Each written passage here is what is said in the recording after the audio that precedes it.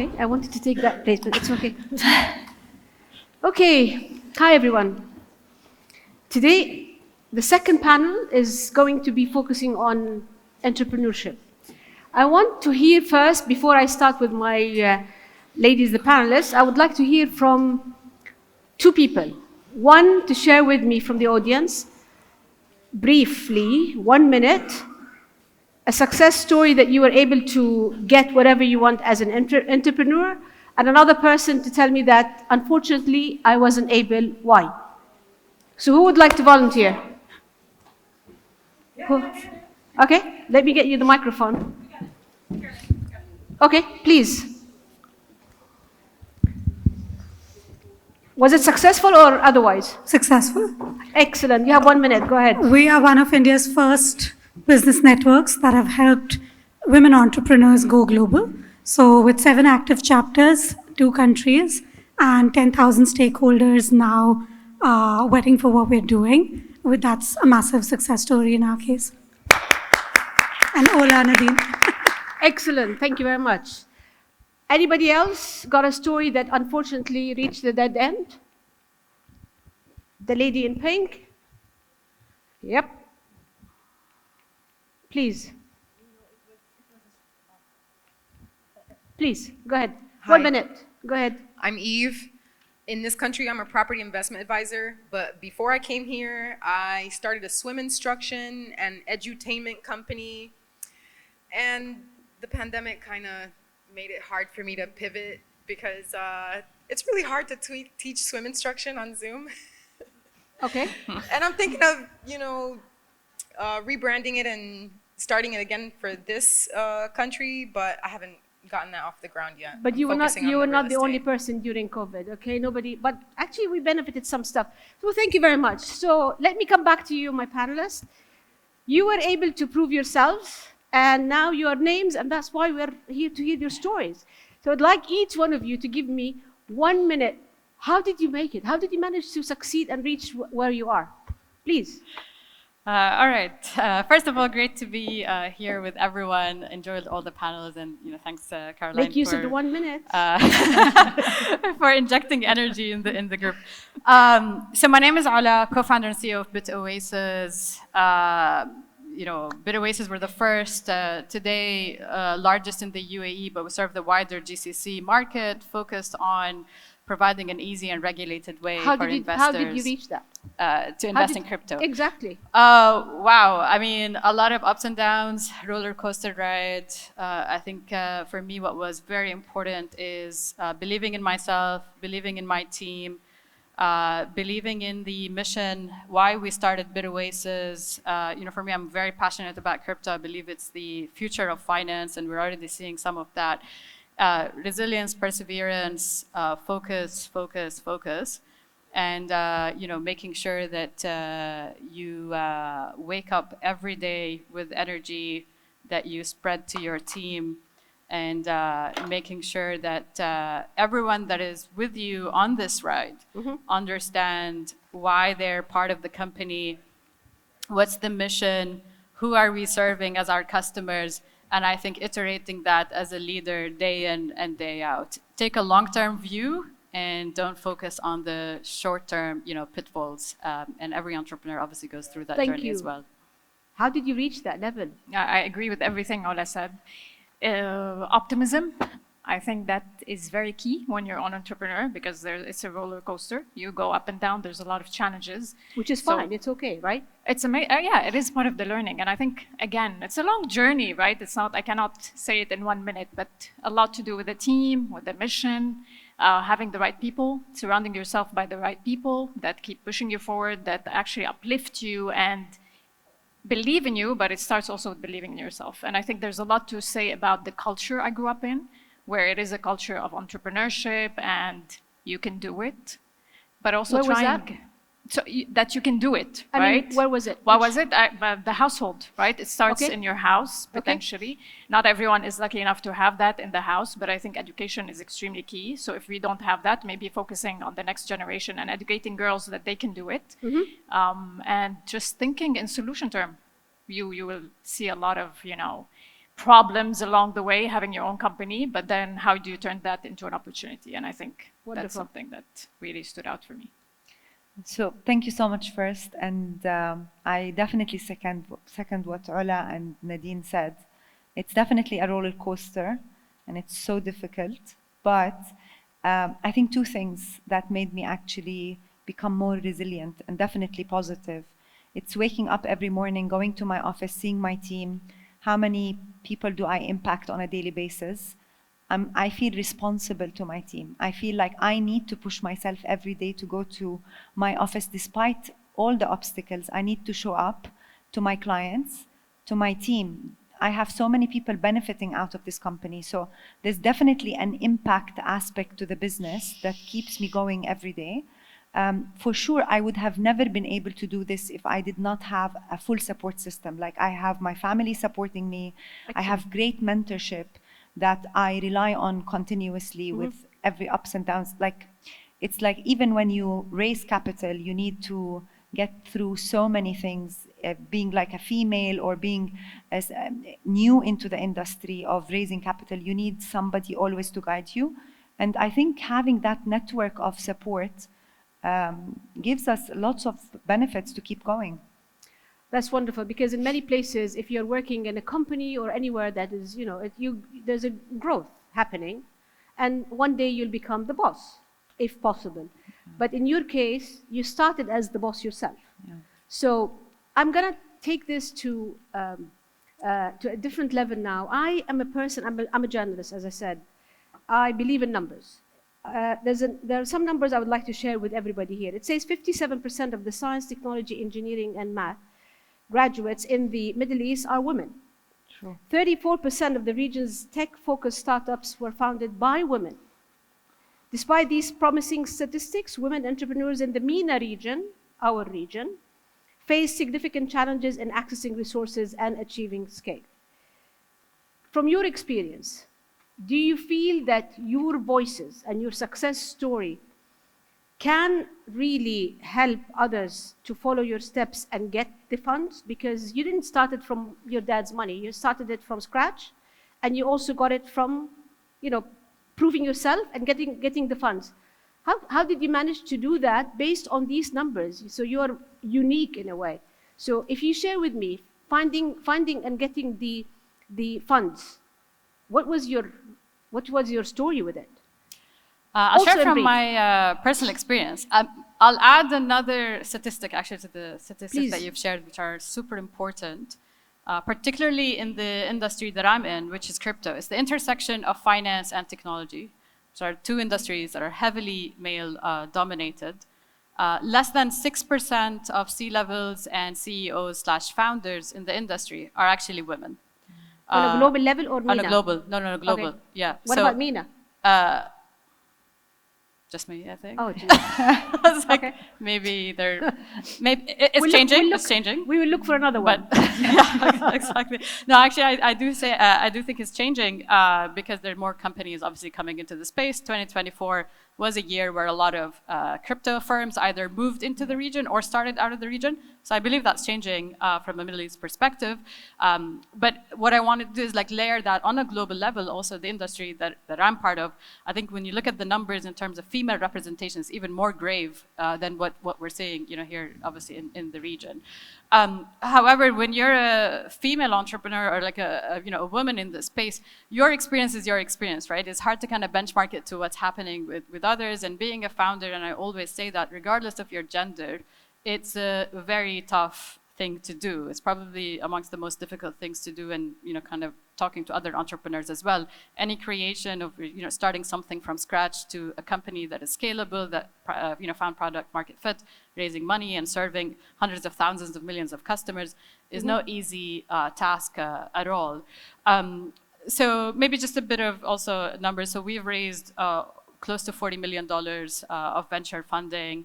And in terms of the crypto space, obviously, we're amongst the largest in terms of scale across the region. Recently, we also got acquired, so we're now part of a bigger group focused on Southeast Asia market. So CoinDesk was one of our acquirers. So we've gone through the full cycle, or myself and my co-founders gone through the full cycle of starting a company, scaling it, raising growth capital, all the way to like exiting it, and now scaling it even further as part of a group. And I think what's very interesting is that one of the things that made it even helped, I would say, as part of my journey, is really not to think of myself as a woman entrepreneur, right? I am an entrepreneur regardless of my gender.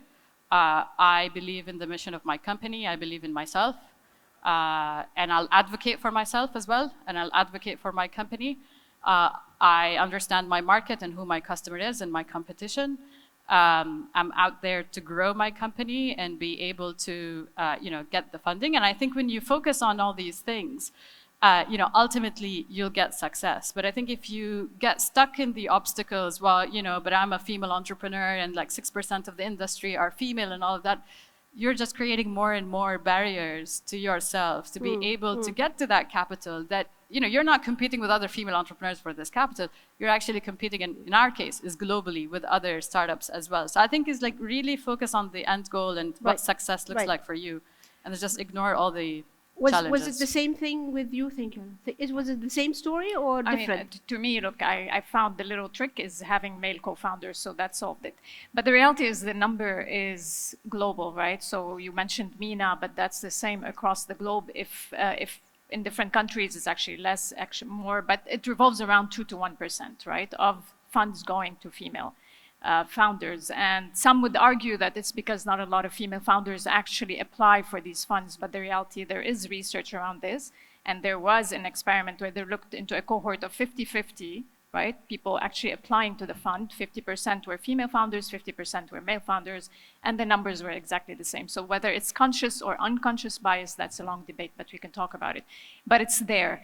Now, how did we push for it? How personally I actually went your story, and again, I think Ola mentioned it. It's you don't think of yourself as specifically as a woman, but you try to kind of portray also the expectations within the industry and try to understand that bias is there. That's the reality, right? I might say something controversial, but the bias is there.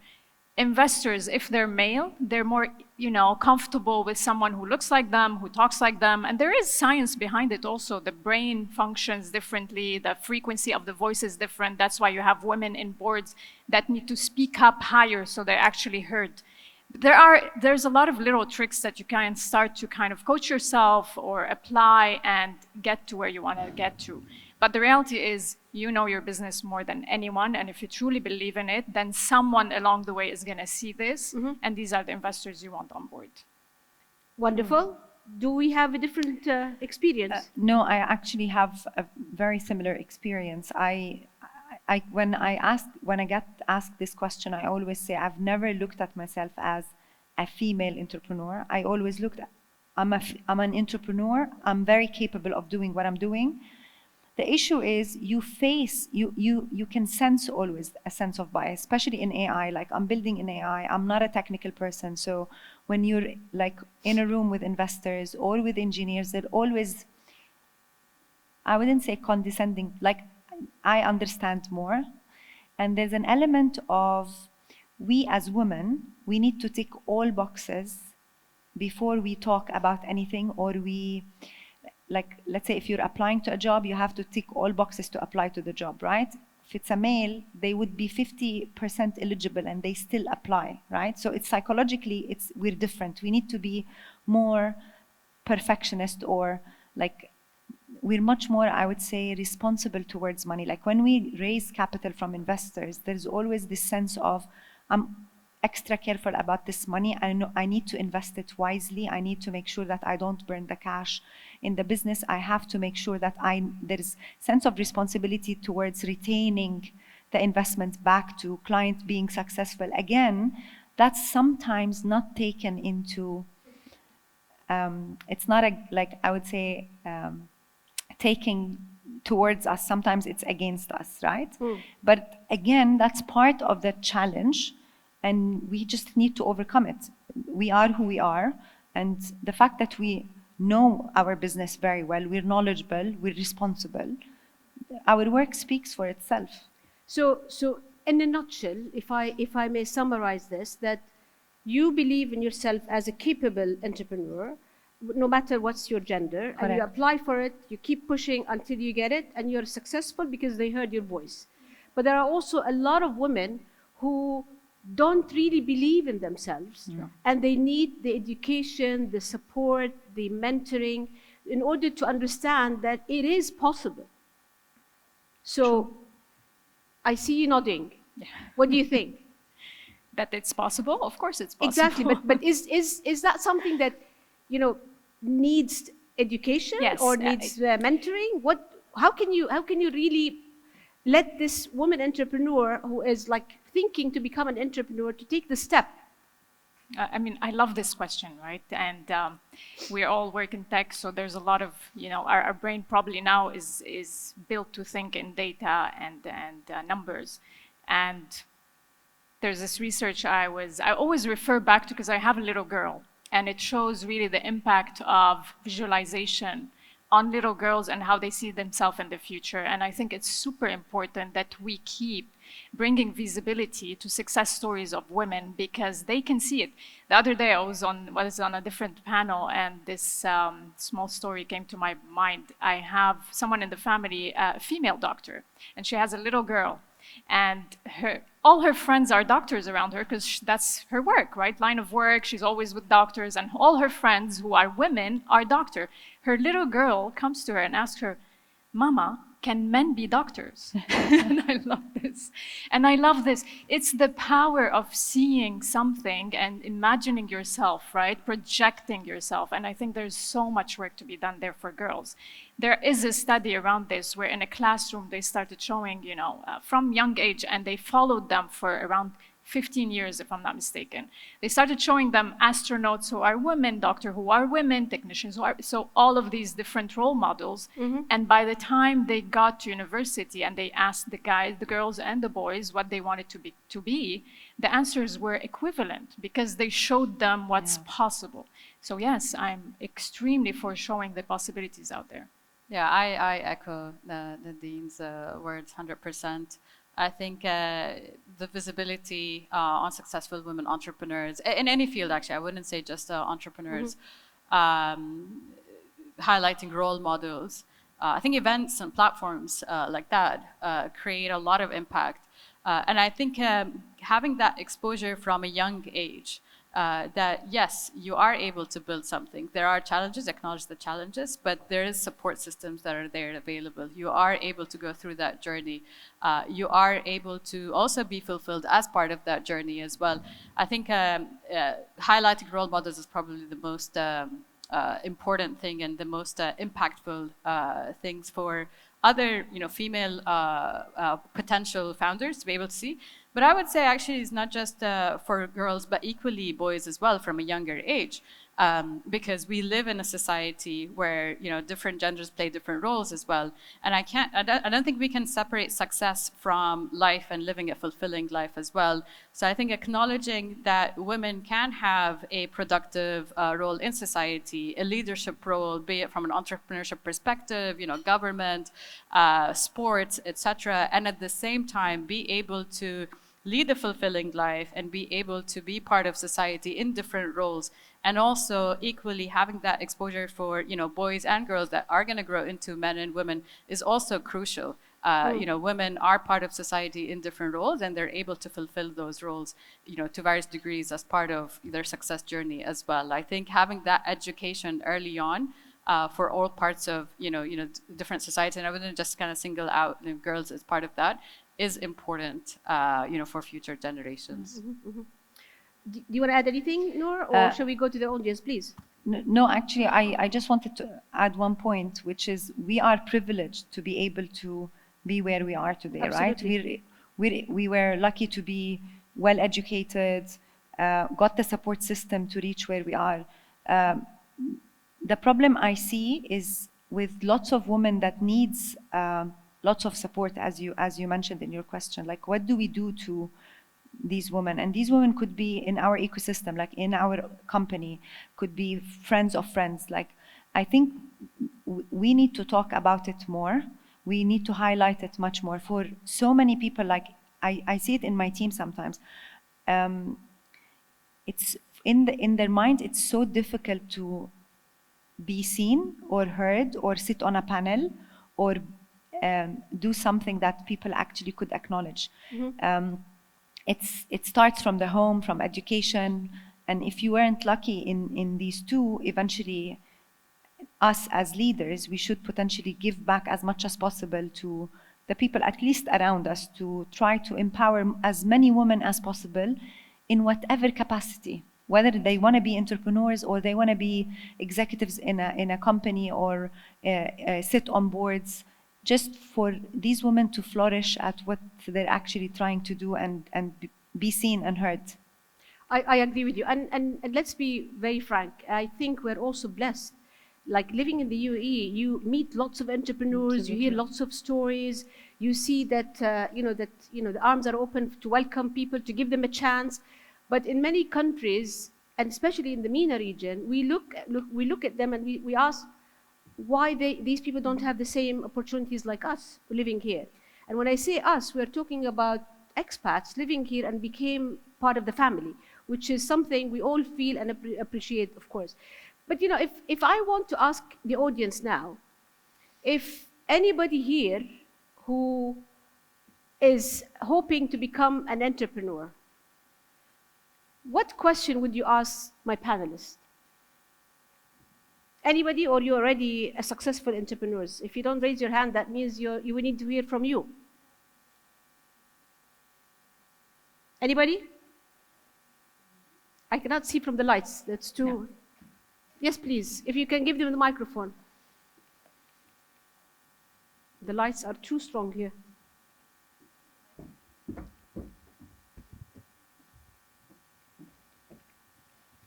Yeah, please, go ahead. I know it's the afternoon, but you need to wake up with me. Go ahead. I've got, I think, the $1 million question, that women are afraid to go into the entrepreneurial journey because of how do you manage your work-life balance? Because we're afraid that on the entrepreneurial journey is full. Yeah. Well, did you read my question? Because I was about to ask that. Take my place now. Thank you. Please, I would love to hear from the three of you. How can you do the balance? Had something to say. No, for me, yes, please. No, I'm off balance. So I work like 16 hours a day. Weekends I'm on. So I can't really answer this question. She's bad example. Okay, don't follow her steps. So I cannot give because advice I am even on worse than work-life balance. I'm even worse than you, but I work in the media, so it's a different story. Anybody can share with us something balanced? To me, I had someone joining the company, joining Sarwa, and saying that they joined because I made it look so easy. And then it reminded me that it's not easy. And it is a message that I actually now really actively put out there, that it's not easy. I have 3 kids and I run a company, and there's a lot of different stories there. But if it is something you want, it should be an option, but also you should be ready for it. You should embrace it. And it's a lot of work, but if you love it, you're gonna enjoy every single second of it. And you will find a way, by the way. We have the capacity of learning as we go, and managing time, it becomes really a skill set that no one has. My schedule is so structured in a way, and that makes sense to me. But the reality also, I have a lot of respect for women that choose the caregiver way or are mom at homes. And I think, by the way, that this should be a paid job, because it is an intense job, and someone really needs to also focus on educating the next generation. But balance, I think you have to embrace it as part of your life. If that's what you want, then you embrace it, you go for it, and you love it. But it's by choice, not by force. By choice, 100%. And we are lucky, by the way. It's not everyone's, path to have that. Do you have any balance in your... I'll be honest here. I think balance is a myth when it comes to entrepreneurship. Like, I don't think entrepreneurship and balance kind of go hand in hand. The reality is, like, also your company is going to go through different phases and different journeys, and each one of those require a different way of you being involved as a founder, in terms of also having a management team, and also the challenges will also, you know, differ. Early on, to be totally frank, when you're trying to convert your company from an idea into a product, into an actual company that, you know, pays salaries, and, you know, at some point you might need to raise funding as well, and you're hiring your first few people, that's tough work. Like, I'll be very honest. There's probably going to be very little balance there. It's going to take, you know, sweat, blood, and tears from founders, and, you know, that's why it's easier to have co-founders as well, right? Because they can, you know, be part of that journey, you know, with you. It is really tough work. It starts getting, I would say, relatively easier, or in the sense that there's slightly a bit more kind of, you know, balance when you have maybe some more kind of senior team members, a management team, all of that. But it's still, you know, probably plus 12, you know, 16 hours a day. Having said that, it's, in my experience, it's never been kind of like, oh, 9 to 5, 9 to 8, I mean, even kind of 9 to 9. It becomes a lifestyle, like, in the sense that, not kind of, you know, lifestyle is like, yeah, I want to go for that, but it becomes embedded in who you are. It becomes embedded in your life, and it becomes embedded to some extent within your circle and your family and your support system, that they sort of understand that, okay, this is what you're going through in your life right now, and you're going to need that type of support, and you're going to probably wake up at 2 a.m., respond to an email, a call at 3 a.m. because there's like kind of US counterparts that you're working with. So it really becomes embedded in your day-to-day. So that's why I say it's like, it's not something you switch on and you switch off and you have a balance. It becomes almost like part of your life. But of course, you have to understand what exactly you have to do now and what you can do tomorrow. Yes. Because if you keep opening this door, and also don't forget, you lead by example as well. So if your staff are looking at you that you don't sleep at all, they might consider that this is the way that I'll be measured at the end of the year as like a person who doesn't leave office. Oh, definitely not. I mean, that from a cultural perspective, you have to set the tone in the company in terms of what the expectation is and all of that. But sometimes when you're in a founder, you know, there are certain things that you're going to have to navigate, certain kind of, you know, emergency cases, for instance, certain partners or counterparts that you work with. So sort of you balance that throughout your day in terms of how your schedule looks like. But it's very dynamic, I would say. Yeah. Please. I just feel like we scared her a lot. Yeah. But I want to say think it's she's actually scared. super rewarding. It's very rewarding, right? And I would love to see more women entrepreneurs and more women going into the workforce from that angle. Because that's where you have also serial entrepreneurs. I think all of us that been through this journey, we love it so much, yes, super challenging, very unbalanced, but there's a lot of reward also that come with it. Okay, I'm going to ask a question that often people, they ask me, or ask definitely some ladies like you, that it's not only that the life balance, it's, do you remember yourself to get married, to have kids and all that stuff? That's a proper question that a lot of people are asking. Some people, they think that the woman, whenever she's putting a goal that I want to be an entrepreneur, successful lady, that means I ignore everything behind me. Do you agree? I see a big smile. Go ahead. No, I don't agree to that. I think ultimately, look, obviously there are choices in life that, you know, you have to make, and if you want to be an entrepreneur and embark on that journey, you know, definitely be kind of realistic in terms of what it takes to be an entrepreneur that's successful. And by the way, success also in entrepreneurship can look different, right? You know, growing a multi-billion-dollar company, raising kind of, you know, different rounds and really scaling it regionally and globally looks very different. It depends how you measure success as well. Exactly. So also like have a vision of what type of, you know, founder in a company and success, you know, looks like for you. But I think if you want to, you know, ultimately, you know, go and have different kind of roles in your life, be it like family, be it you know, probably other parts in life that you want to be you know, involved in from a society perspective as well, you know, being in or living in different places. Ultimately, a lot of those lifestyle choices, you're going to have to choose your support system, be it partner, you know, your family, your immediate circle, your friends, based on that. So I think to be able to do that, listen, you behind do need that the question, support. let me tell you behind what's the question. I need a personal story, okay? I don't want headlines. I need personal stories. I'm not going to leave you. I'm a journalist. I'll keep following up. Go ahead. I would say is like the most important decision is the partner that you have in your life and how supportive they are. As a woman, I would say 100% to You be can have able a partner, to lead supportive a partner. fulfilling life. Thank you. Yeah, I completely agree. Completely agree. When I met my now husband of 18 years, I was an entrepreneur. And I know that some men might be scared by this label. He wasn't. He was extremely supportive from the get-go. He was actually helping me, traveling with me, going with me to events and everything. And I realized that that's the person I want to be with and I want to, grow old with. And he's been my partner in life and my support system. So you end up hopefully having the choice also to find the right person that goes with you on that journey. No, I second that. So it's all about your partner. So your partner needs to believe in you, support you, can be your mentor, can be someone you always talk to, and can completely understand the pressure you go through. It's not going to be an easy journey. So you can find, actually, we Absolutely. can find a partner who really understands and supports. I'm also a witness as well for myself as well, that I have a partner who understands my crazy life, that I'm traveling all over the world, but he's still supportive. But sometimes you recognize that very late because you live in denial. No, I don't have time, but you do have time, okay? So I have a question here, please, go ahead.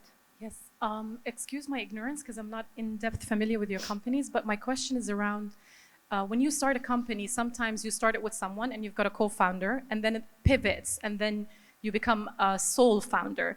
When you go and apply for investments from VCs, have you faced any challenges? Is there any nuggets of wisdom? Have you been scrutinized for being a sole founder, being risky as an investment? That's a very good question. Thank you very much. Who would like to answer? I'm a sole founder. Who would like to answer? We're 3 co-founders. Okay.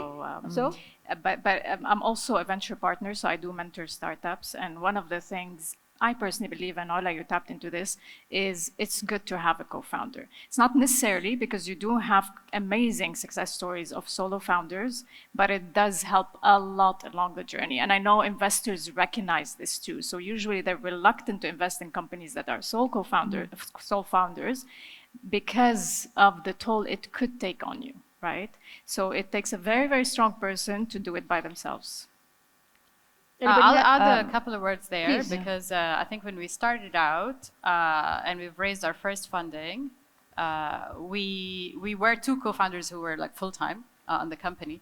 And then I think when I started raising much bigger rounds, to some extent, Bitoasis became, me as a founder, the most involved in the business and like as a sole founder.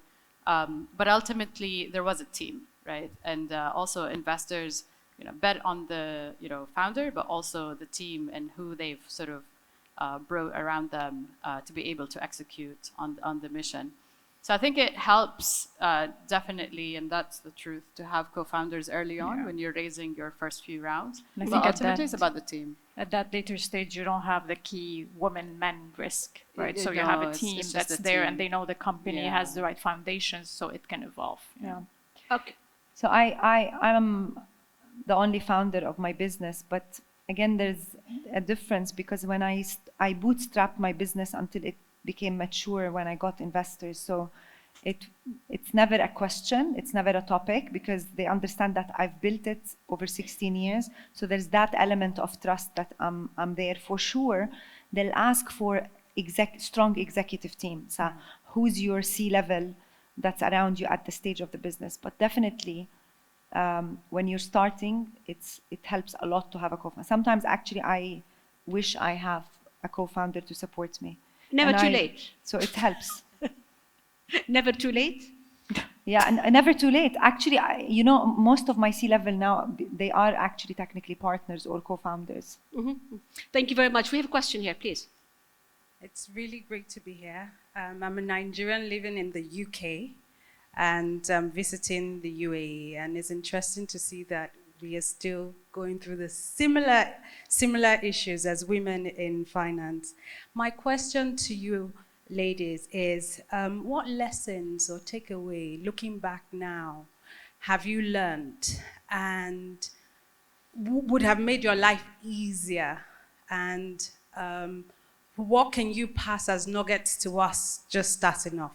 Thank you. Thank you. Okay, ladies, one tip each, so that we can. My tip would be choose your investors wisely. Yeah, like you really need very good investors that can actually be strategic and supportive.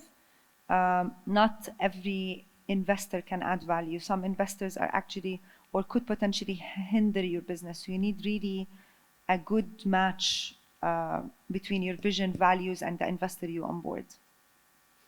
Another tip? I would add, so second that for sure, and I would add surround yourself with other founders as well, like kind of create a close circle of different founders that you are also excited about what they're building, and kind of bounce ideas, kind of make them into like your mentorship group, or seek mentors that you feel like have gone through similar journeys that you have gone through.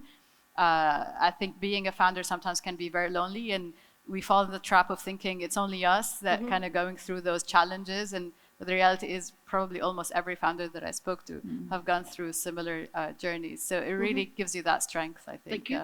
Another tip? I love that, the sharing of knowledge, right? Also, that's something very, very extremely important. One tip? Say, sorry? No, go ahead, go ahead. One tip. So you said choose your investor wisely and choose your team also. Too loud. These are going to be the people you're going to be married to for a long time. So make sure that you enjoy working with them on the day-to-day. Enjoy the journey, honestly. Like sometimes we forget to just really embrace what we're doing, what we're building, what we're going through. And I know it sounds very, generic, but don't give up. Like really, if you believe in what you're building and what you're doing, you can crack it. Thank you. We have another question. That's the last question, but please, it has to be very quick because I need to close with Actually, last question. I was wanting to ask two questions, but if you allow me, so I'll take one. So the first one is, what is your actually the partnership you're talking about, co-founders, which how do you decide the shares among yourself and how do you measure? Because sometimes it's very difficult. You are in charge of finance, you're in charge of marketing, some other people come out with, so how? And even though you coming with more founders, like your senior management is founders, how do you get them to the valuation? How is, if you can share some experience, that would be great. Thank you. Thank you. Thank you. Thank you. Who can answer the question? Not necessarily the three of you, ladies. One of you, please. I think complementary skills, right? Like when you want to, for me, at least from a co-founder perspective, we really had complementary skills and we had very clear division of roles and responsibility because you need that eventually. In the beginning, it's very blurry. Everyone wears a million hat, right? We started as a team of 3 people. Now we're a big company, but you grow into your role and having respect for each other's role, understanding that this is what each of us brings to the table for a reason, and really kind of going with that belief that they know what they're doing also, and having that trust. Trust, exactly. Okay. Anybody would to add or disagree, or the three of you are always in harmony? What's going on? I agree with that. I think we started as 3 co-founders and then sort of ended up as 2 being, full-time, and a lot of it is because there were, complementary skills. Ultimately, early on, it's hard to have too many cooks in the kitchen, and you really want to have that clear division of labor, I would say, and that division of labor ultimately reflects the equity each of those co-founders, have, and sometimes it can get very tough for co-founders early on, in terms of those conversations. There's another question, please. Just one question about the specific advantage of being here, either that UAE, Abu Dhabi, Dubai. What has it meant to you individually and the journey that you've been on to be based here? I think that's the topic for today. We're all here. We know that we're incredibly fortunate. We're on the precipice, or we're actually already taking advantage of what it means to be here. What's your experience been and the advantage of? Thank you. Thank you. That's a great question. Please. Who would like to answer? Noor?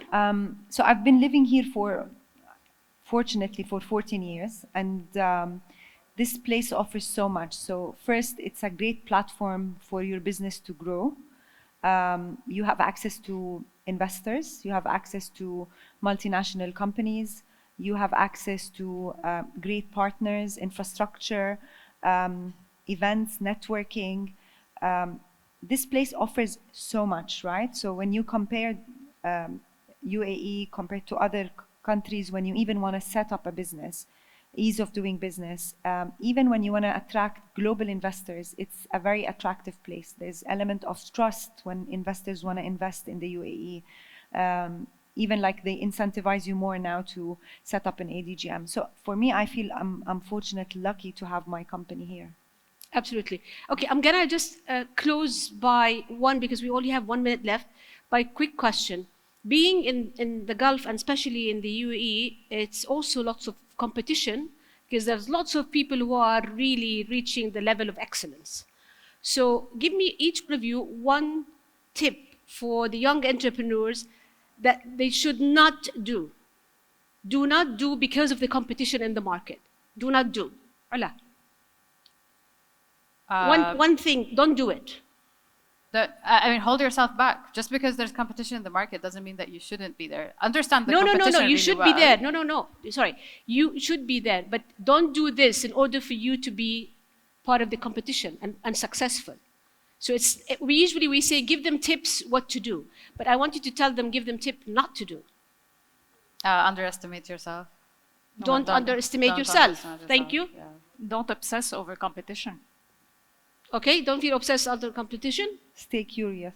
Stay curious. And I would like to say thank you very much at the end. We are on time. It was amazing to hear amazing stories, especially that you are really in the field of some people consider it a taboo for women, which is like really the technologies. Thank you very much. You proved yourself. We learned from you. And I'm so honored that I was moderating your panel. Thank you very much. Thank you.